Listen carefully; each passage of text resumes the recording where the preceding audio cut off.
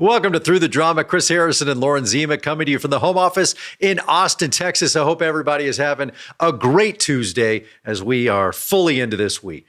I hope that we survive this week because what kept us up last night includes some major dangers happening in our home state and across this great land. We're going to dive right in to what is on our minds. And I think we each have two very different topics. Very different. Yes. First of all, we scared everybody yesterday with AI. Today's not getting much better. No, but at least it's a real living thing that's scaring us. That's true. I'll start. What scares me is also a real living thing, but it's a person and it's a sad situation and it's alarming.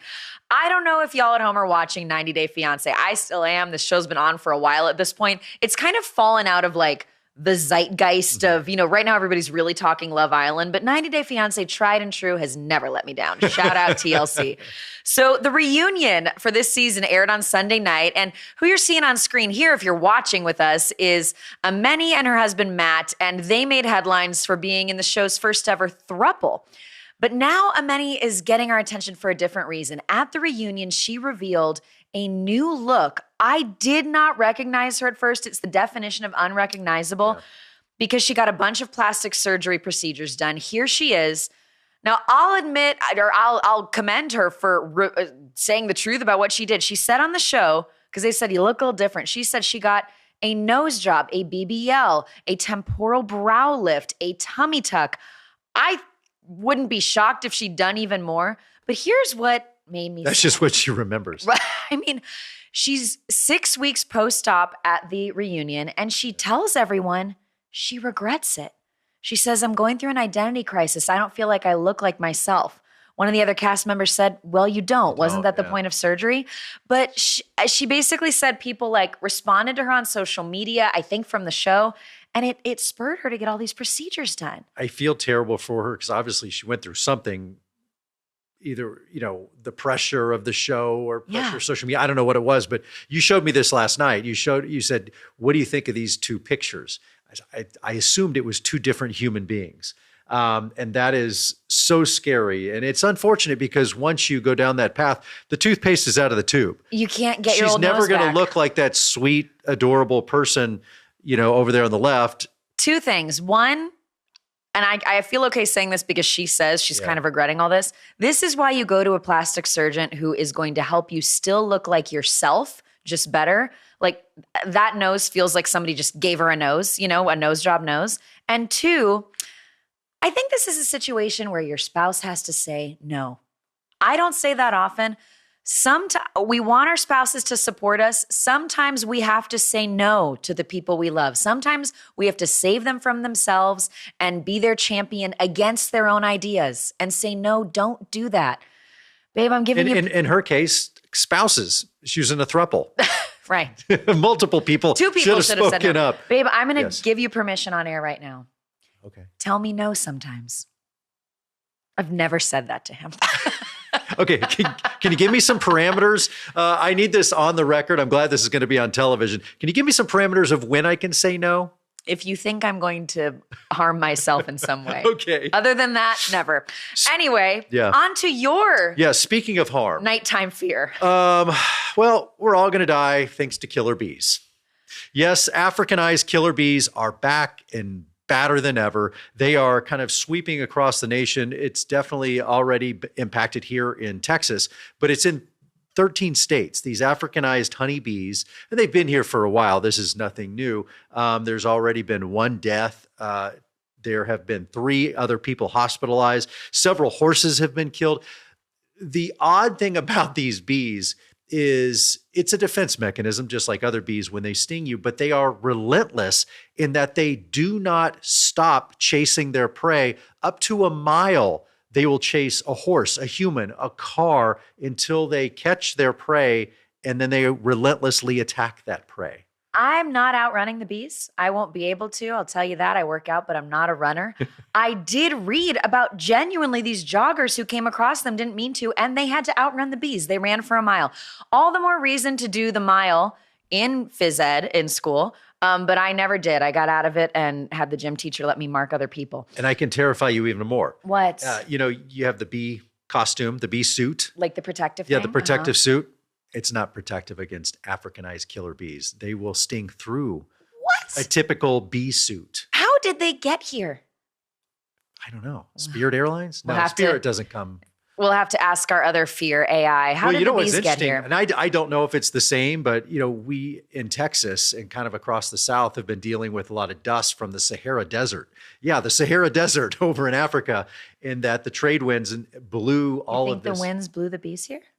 How else are they getting here? I don't know. I'm questioning your science on that one. Not that I have any legs to stand on with my awareness of how wind flow and bee flight works. But listen, when you first sent me this headline, I thought, oh, this is like another one. Sometimes media jumps on like a trending thing Right. and a good headline, get people to click. But then as I read, this really is scary. I will, for the information of all, I didn't know. It's kind of a thing where if you just happen to disturb them, one man was mowing his lawn and didn't mean to, but I think they were in the ground, then they can swarm at you and Yeah. come at you. And it is no joke. Like you said, they've swarmed horses and killed them. People have died. And apparently they are flocking to warmer states because they like the warm weather they're used to. Okay, to wrap this up, what scares you more? Bad plastic surgery or killer bees? Are you asking me this? Yes. I guess killer bees. I'd rather have, I really had to think about that though, but I'd rather have a bad nose than be dead. This is horrible. Everybody be careful out there, genuinely. All right, when we come back, is the most expensive wedding we've heard of in a while horrible? Why some people are protesting and others say, hey, they're actually doing a good thing with this one. That is next. We'll be right back on Through the Drama.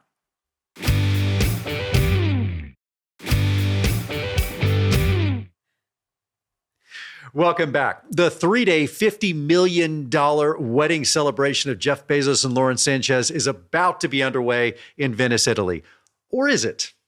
Where are you getting 50 mil? That is the rumored price tag is somewhere between $48, $50 million. I heard 10.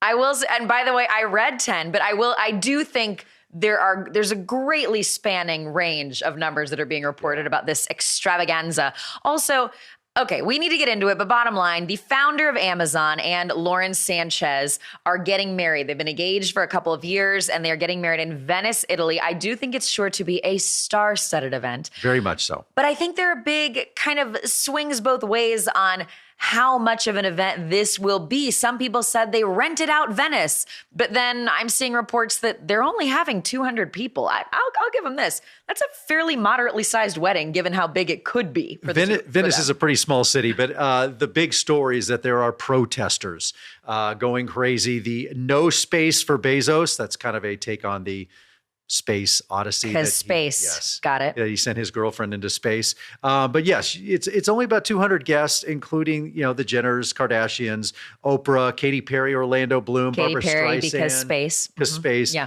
But the no space for Bezos, there's a couple of things that they seem to be fighting. One, that they are just taking over Venice from all the locals and shutting down local spaces. They're shutting down all the yacht spaces, which I don't know how many people Well, need they their got a yacht pretty big boat. spaces. But just making things tough for the other tourists and the locals. I'm going to do something I didn't think I'd do today. Defend Jeff Bezos? I keep seeing reports that, well, actually, they've been pretty conscious about hiring a lot of local people. I mean, you can't deny that bringing in a 200-person wedding on this level with this level of celebrity is going to put a spotlight on Venice in a good way, make people want to go. And apparently they've hired a lot of local artisans to do things like bake the pastries and make some beautiful glass gifts for people.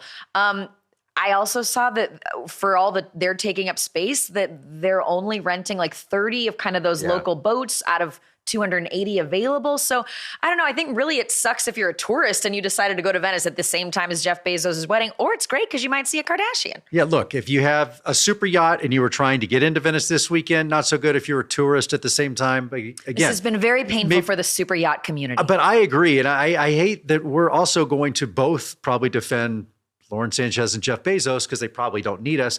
But the rumors that they're going to put at least 10 million euro into the local economy during this whole thing, it's going to be 2-3 days, the 24th through the 26th, and then they're out of there. Can I pose a question? Yes. I feel like there was a time, I don't know, 70s, 80s, 90s, when we as the world would be kind of mystified by an event like this. We would be captivated. A royal wedding of sorts, the opulence, the rich, all of us commoners just thinking, what if we could in be a fly on the idolizing. Somewhere along the line, I feel that there has been a discernible shift to vilify these people and be mad at them and protest. Is that a real thing, or is it just social media? I think it's always been a reaction both ways. I think with social media, you certainly hear that reaction more. Like back in the 80s, we'd all just watch a wedding on TV, see the coverage. You could only turn to your friends and say crappy things and snarky things. True. But I also think it's about the couple. I don't think Jeff Bezos and Lauren Sanchez are a particularly beloved couple. I think people think they're kind of weird, honestly. And listen, I've met Lauren briefly once. I've seen Jeff on a few red carpets. I don't know them, but I think people look at them, judge them, especially the way their relationship started out of this alleged affair. That's never a good way for the public to get to know you as a couple. Let me give you an alternate example that wasn't long ago. I covered Prince Harry and Meghan Markle's wedding for ET. I was there on the ground in Windsor. That was certainly a pricey wedding. People were in awe of it and loving it. They loved the love story, the fairy tale. A lot's changed since then, but I think it's about the couple. Okay. I'll go with that. I agree. I mean, I've never met Jeff Bezos. I've gotten to know Lauren Sanchez over the years with a prior boyfriend. Prior husband. Yeah, prior husband. And she was lovely as could be.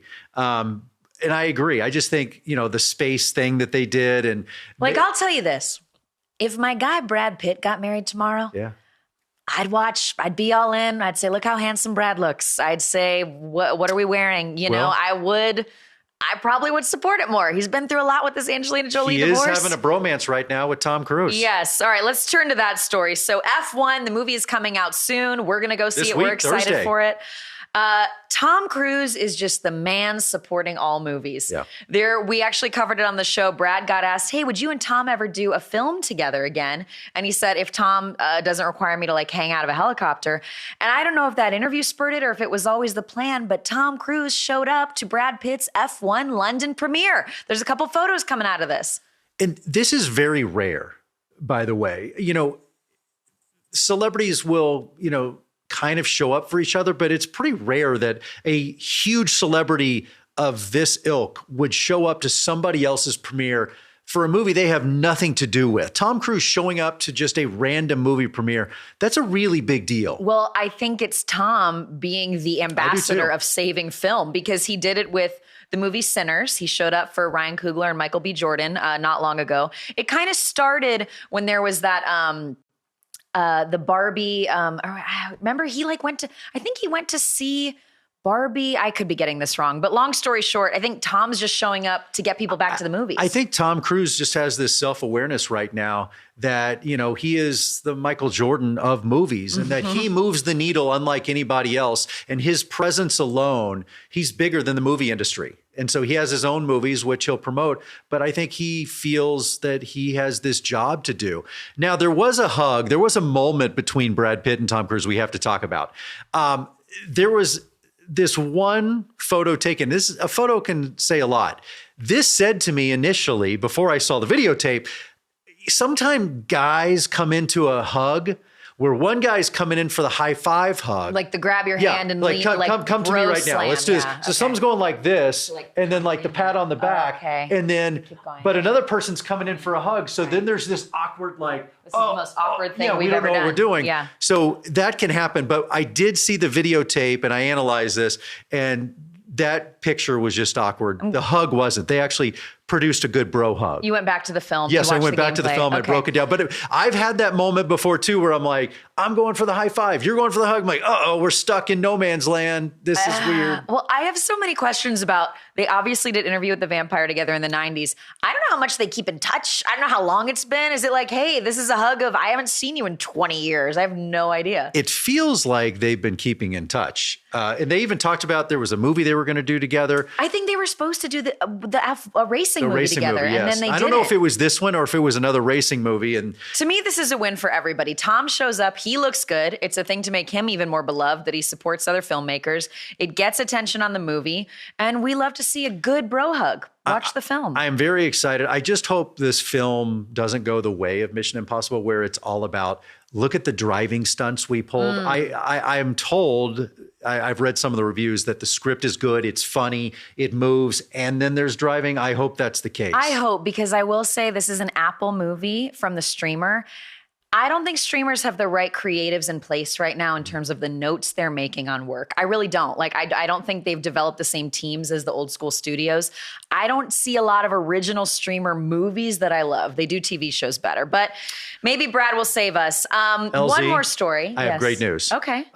Speaking of Harry and Meghan. Speaking of London, Prince Harry is finally going to reconcile with his brother William and his dad, King Charles, in 2027. What? This is the weirdest story. So a report has come out, and it is in People magazine, which I usually trust more than some other sources, that Prince Harry and his team are talking about extending an invitation and an olive branch to his estranged family, King Charles and Prince William, for them to come to his Invictus Games the next time they are in the UK, which is in July 2027. The content is not delivering on the headline that gives us hope. I saw that headline. I'm like, what? Oh my God. And then I go, in 2 years? Can we do a phone call before then? Right. I'm going to be really dark. Does Prince Charles have till then? I mean, if you want to reconcile, just fly over there, Harry, and get it done. I feel like some more water needs to go under the bridge, the London Bridge. And so maybe a year and a half will really knock this out. Well, we'll see what happens. I know that, Harry did a lot of good work with the Invictus Games. They honor veterans who have been injured in combat, but I think Harry might have to do more than extend an invite. Also, is anybody planning their calendar 2 years out? No. Maybe King Charles. He's got a lot going on. Harry and Meghan, I think they're just bored. When we come back, great news concerning one of our favorite new shows on streaming TV. That when we come back.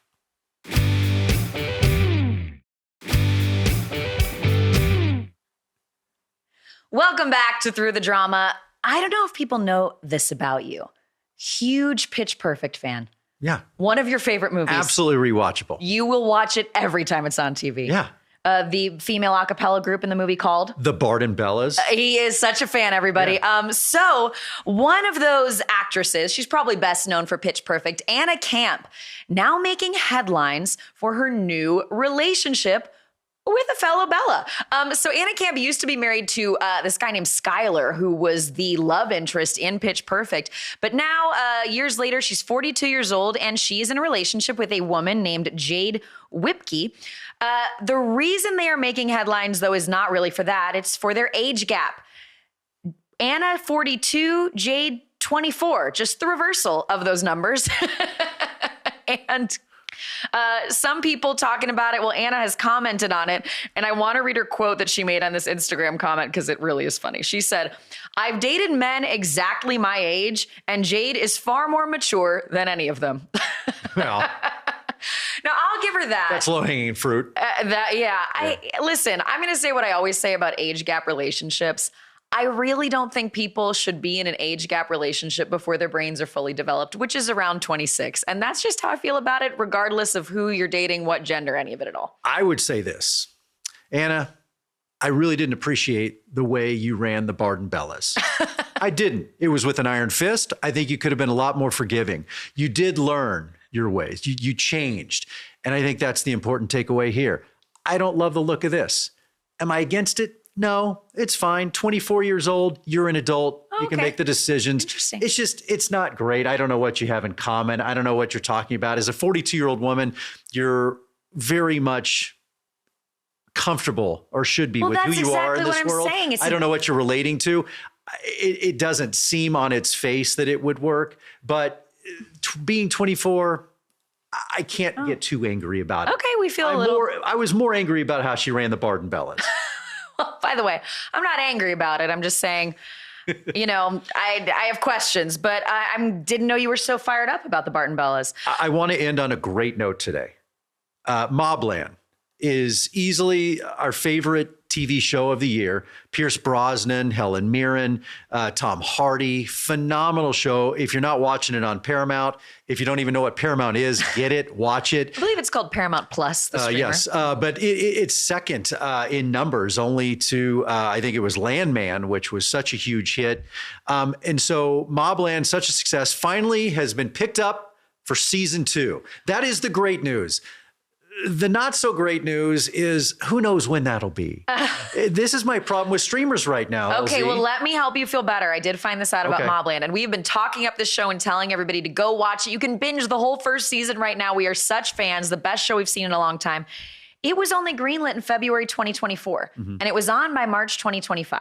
So, okay, a year still freaks you out. Yeah, I'm thinking next summer is the best, because now we got to go chase down Pierce Brosnan, Helen Mirren, Tom Hardy, get their schedules. We got to write a script. We got to go into production. Well, you don't know. They could be ready.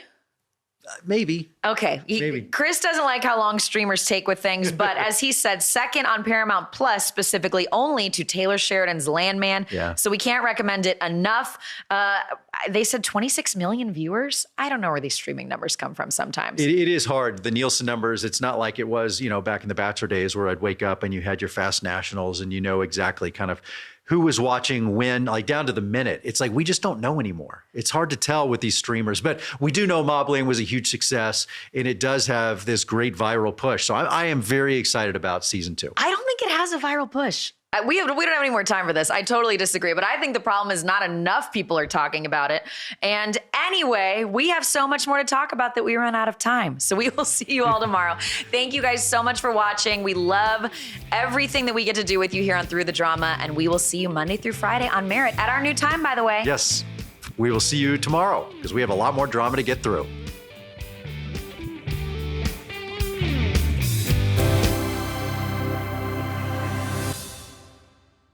Hey, Dr. Phil here. My network, Merit TV, has it all.